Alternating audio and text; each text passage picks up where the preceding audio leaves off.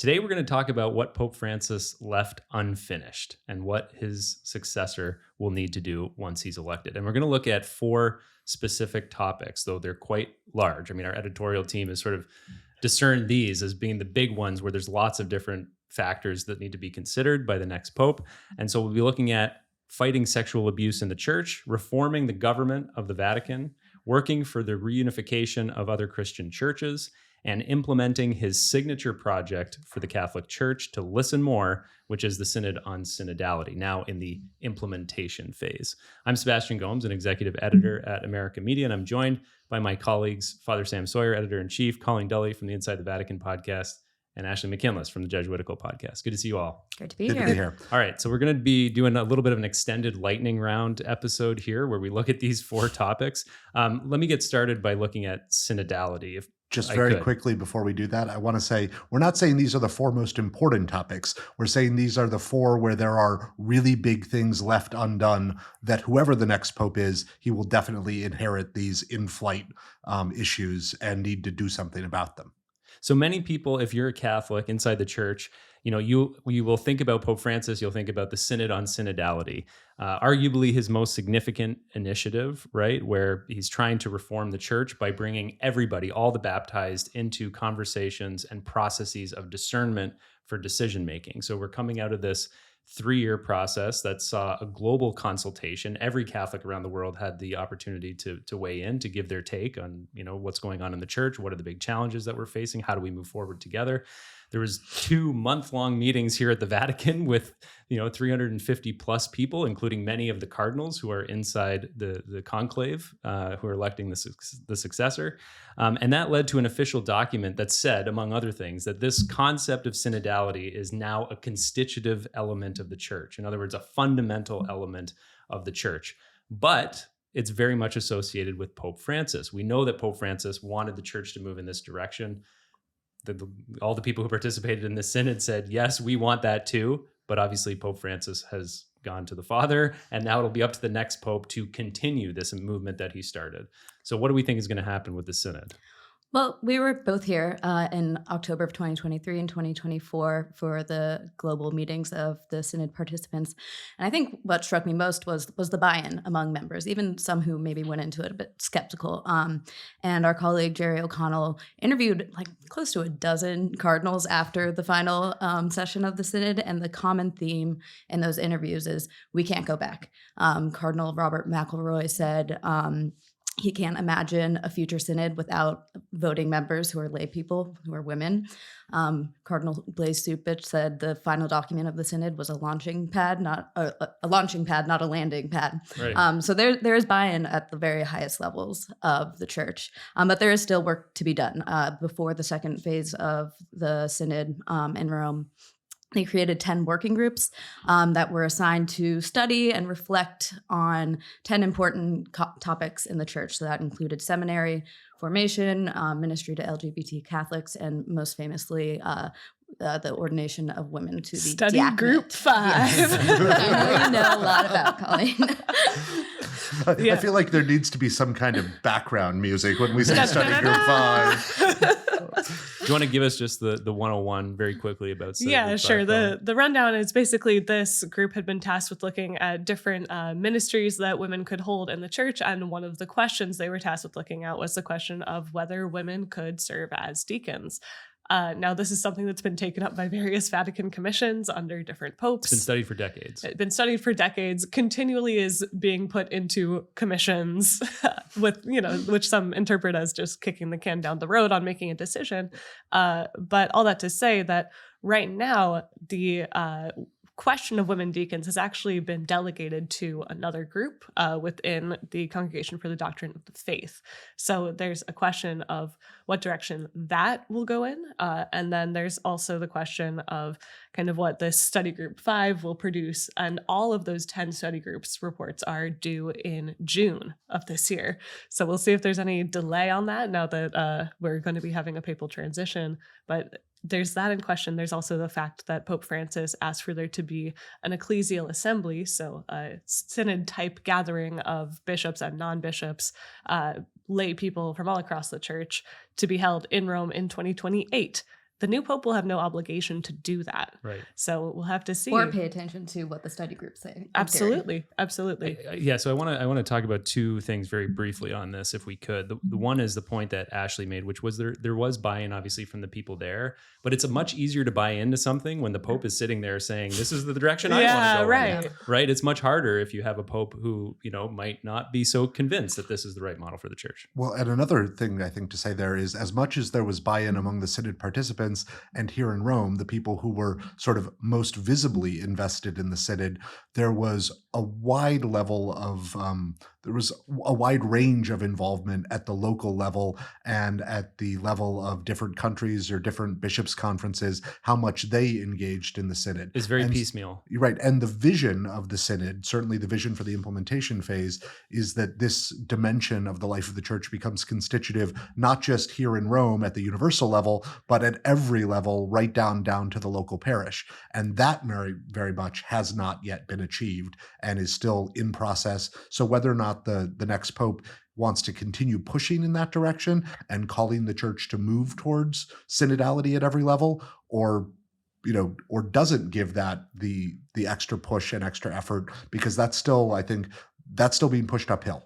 The last thing I want to raise about synodality, which I think is an open question, is the question that we've been asking through our coverage of the Synod on synodality all these years. And that is it actually capable of reaching a decision? So to Colleen's point about all these study groups existing, we still don't know what their recommendations for these complex issues, like the recommendation on women deacons or other recommendations related to different ministerial forms that lay people and women could take. We just don't know. And now that there's this new ecclesial gathering in 2028, it could be perceived as being another kind of kick the can down the road. Like we continue the process of discernment, but at one point or another, a decision will have to be made. And we still don't know yet. Well, and as Pope Francis always said, the Synod is not a parliament, so it's Right. not meant to produce decisions in that form, but it is meant to be to help the bishops and the Pope as they govern together in collegiality. It's meant to help them exercise their ministry of governance in the church. And so I think seeing how the next Pope uses synodality in order to actually perform the ministry of governance, that's the real question. Absolutely. I will say, just as a final note before we go to the next topic, that to my reading, so far we've had a handful of homilies read by cardinals in these 9 days of mourning for Pope Francis, including from the Dean, Cardinal Ray, during the funeral last Saturday, and not a single one has mentioned the word synodality. So let's move on to our next issue, which is about abuse issues, a very, very big challenge for the Catholic Church. Sam, do you want to intro that one for us? Sure. So, of course, Pope Francis faced, as every leader in the church has faced, the question of how to respond to the crisis of sexual abuse, how to care for survivors, and how to reform the church to safeguard against abuse continuing to recur in the future.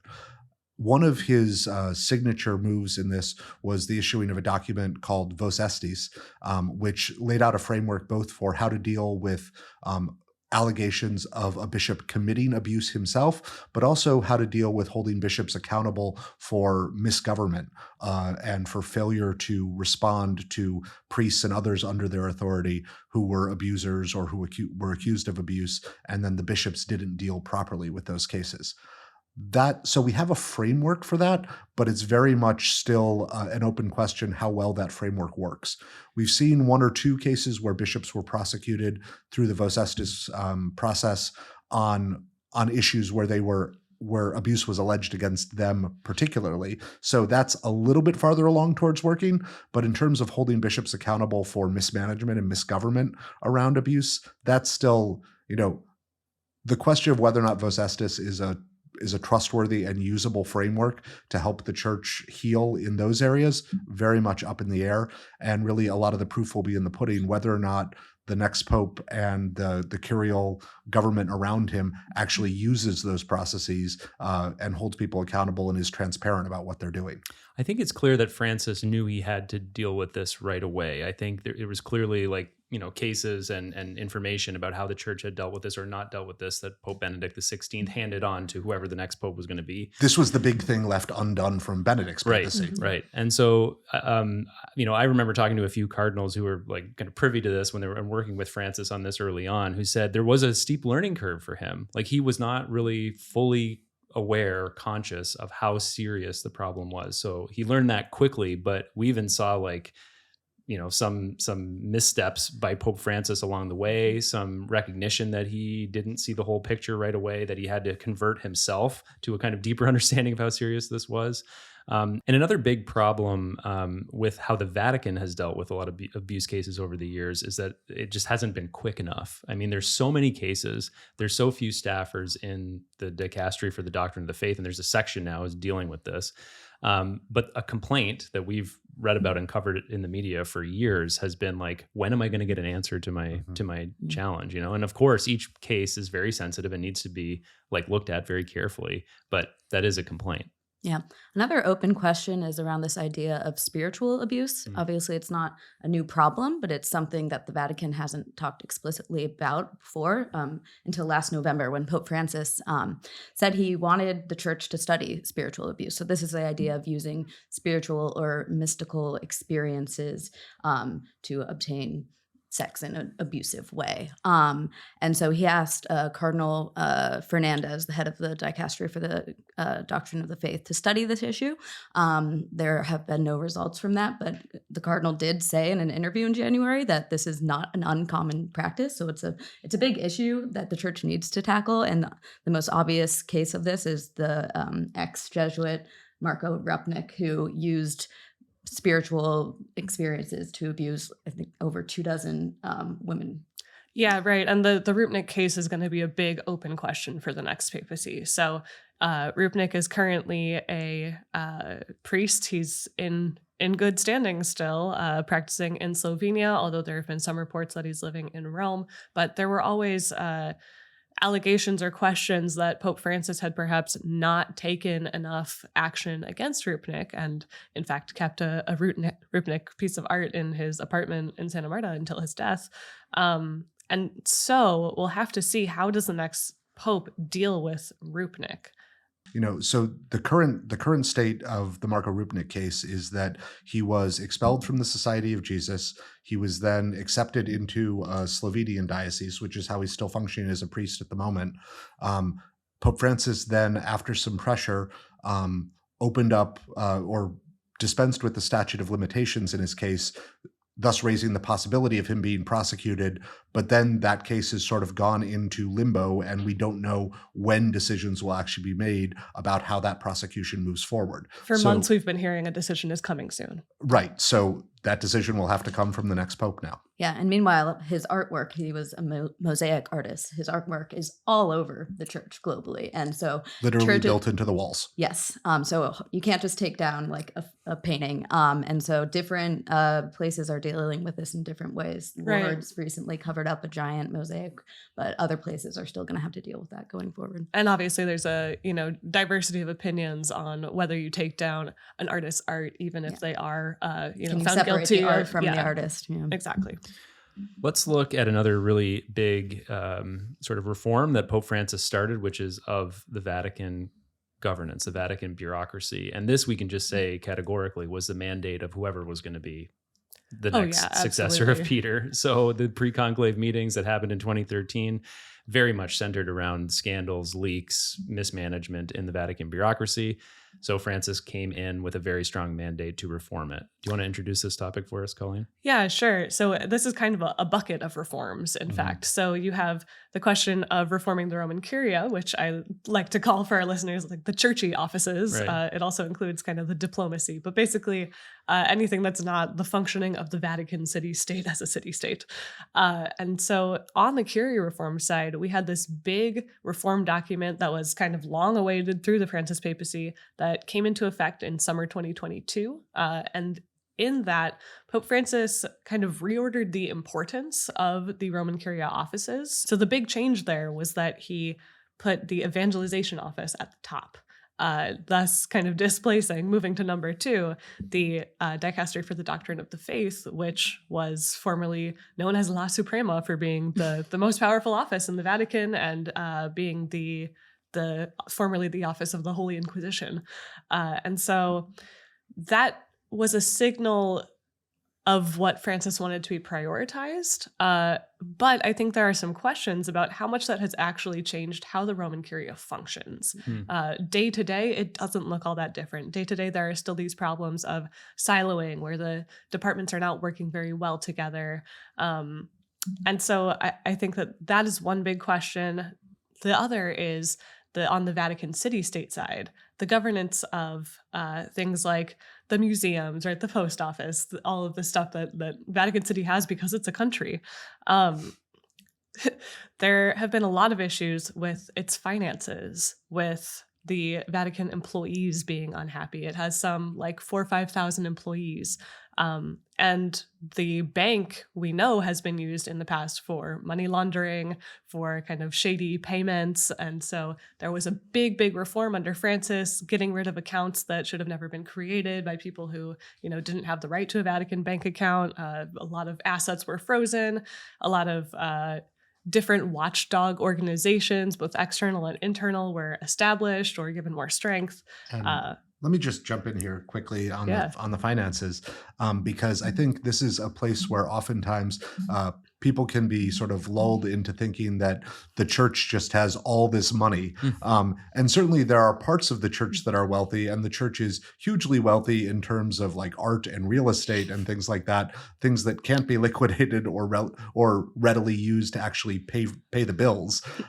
So the issues in the Vatican finances are both these, compliance and, and transparency issues that Colleen has named, but also simply like, can you keep the lights on kind of issues. There are, for example, massive unfunded pension liabilities for Vatican city-state employees. And so one of the issues the next pope is going to face immediately is just how does he pay the bills? And the Vatican does operate a budget deficit every year. Yeah, tens of millions 90 of dollars. billion, or I think $80 or $90 million, I think. I think most of the practical revenue is like from the Vatican museums, right? It like is. People going in and buying tickets is how the Vatican mostly keeps the lights on and pays the day-to-day bills. Yes. And we learned this week that Pope Francis actually had a benefactor pay for the expenses of his funeral, which was a nice gesture, but also a recognition that the Vatican practically this could not wasn't in the afford budget. this. Right. Yeah. He didn't want to stick them with the bill. Yeah, so lots to do there for the next Bishop of Rome. So let's look ahead at something that's just immediately on whoever the successor of Peter will be's schedule. And on a slightly happier note than giant unfunded pension. That's right. Is, what was going to be Pope Francis's next apostolic journey to Nicaea in Turkey, which is a very significant historical place in Christianity, the place where the creed, the Nicene Creed, was first kind of described, articulated, drafted. So this is a profound visit, could be, and has great potential for Christian unity, bringing the different Christian churches together fully. That was a big priority for Pope Francis when he was elected. He certainly had some grand gestures toward ecumenical unity during his 12 years on the chair of Peter. And the ecumenical patriarch Bartholomew was at the funeral, Yes. which our colleague Jerry O'Connell noted as one of the big surprises. Yeah, and in a place of pride at the funeral. in a place of honor. Yeah, they had a very close relationship, Pope Francis and Bartholomew, and so he's visited him a couple times. They, I think, were in Cuba together. They went to Jerusalem together. He was at the Pope's inauguration in 2013, March 19th, and he was at the funeral as well. Yeah, and I think this might be a little underlooked legacy or focus of Francis's Christian unity. He has said that you can't have ecumenism without synodality, and you can't have synodality without Christian unity. Yeah. So he really saw those as tied together, and we saw that at the synod. There were what they called fraternal delegates, so people from different Christian denominations who weren't voting members but were there and parts of the conversation. And there was that really moving prayer Vigil. service in October that we took part in. So it was a core part of his papacy. And so he was planning to go to Iznik, Turkey in May for the 1700th anniversary of the Council of Nicaea. And so we'll see if the next pope keeps that travel plan. Right. Quite, And quite likely, this would be the first international Yeah. trip for the next pope. Right. And this is something that's going to be done in conjunction with the ecumenical patriarch. We know that they've been working together with the patriarchate on planning this. And so the question is going to be, is the new pope able to strike up that kind of friendly relationship, very close brotherly relationship with the ecumenical patriarch that Francis had? So those are just 4 of the major issues that the next pope will have to deal with. Pope Francis very much a balloon launcher, as I call him. So we'll see if the next pope can land some of those balloons.